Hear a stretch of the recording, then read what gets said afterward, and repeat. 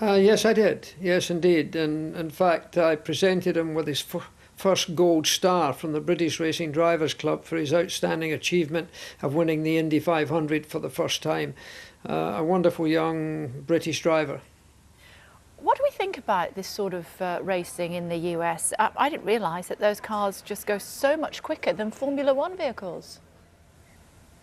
Yes, well, the racetracks are generally oval, so they do road racing as well at a much slower rate than a Formula One car would. But in the high-speed ovals with banking on them, the speeds are incredible. Their average speed round this racetrack in Las Vegas apparently was around 225 miles an hour. And when an accident happens at that speed, it's more in liking to an aircraft accident rather than a racing car accident. Safety measures, are they comparable with what we've seen in Formula One? Well, the skills of the racing drivers that they have over there is very high indeed. I mean, there's been a long list of very successful racing drivers who have gone to America to race. I mean, Emerson Fittipaldi, Nigel Mansell has gone over there and done very well. And really a bunch of drivers who were brought up within British motorsport, like Gilles de Ferran and Castro Neves, the Brazilian. Both of them, Brazilians, came from British motorsport and went on to be champions in America. And Dario Franchitti now, a young Scot who's won the Indy 500 twice also, came through the formative classes of the sport in the UK. Britain's bred most of the really good racing drivers that have been heading up American motorsport in single-seaters. Did you make a conscious decision not to go?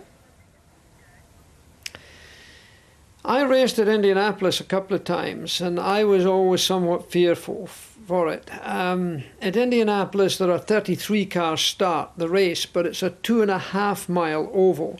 The race in Las Vegas yesterday was a 1.5 mile oval, and there were 34 cars in the field.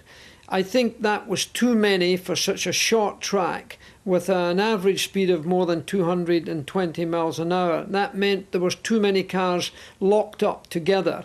Getting through that traffic for a driver like Dan Wheldon, for example, which he was surely wanting to do, was a very precarious business. And when it comes to that, I think probably too many cars on too short a circuit.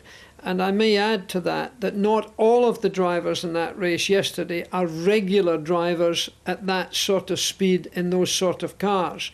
This is something in Formula One, for example, that's much more harshly dealt with. And you have to have a very special license, a super license, to even drive in Formula One, but you have to be doing it on a regular basis. How do you think IndyCar racing could be made safer? Well, they have done a lot for safety in IndyCar racing. The walls that used to be concrete are now deformable structures built in front of the concrete wall, so that when a car does collide with them, that there is some deflection and some crushability to remove all of the impact that in past years always goes back to the driver.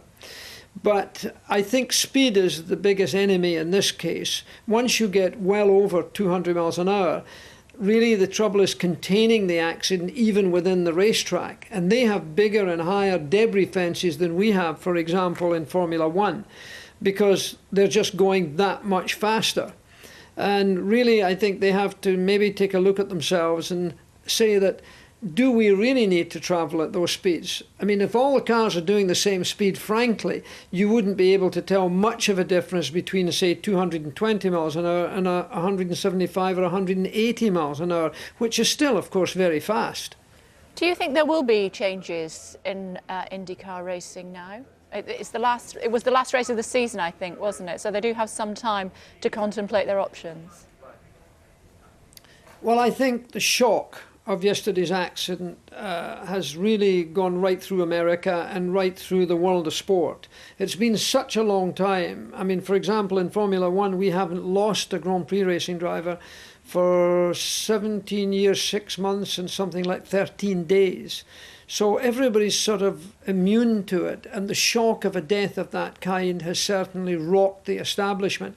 I would suggest that the American governing body will be looking at it very carefully, and I think so also will the governing body of World Motorsport, to be suggesting that certain tracks of certain length should only have a certain number of cars driving. And I wouldn't be at all surprised if there is a suggestion to lower the speeds. Okay, so Jackie, thank you very much indeed for joining us here on Sky News this afternoon. Thank you.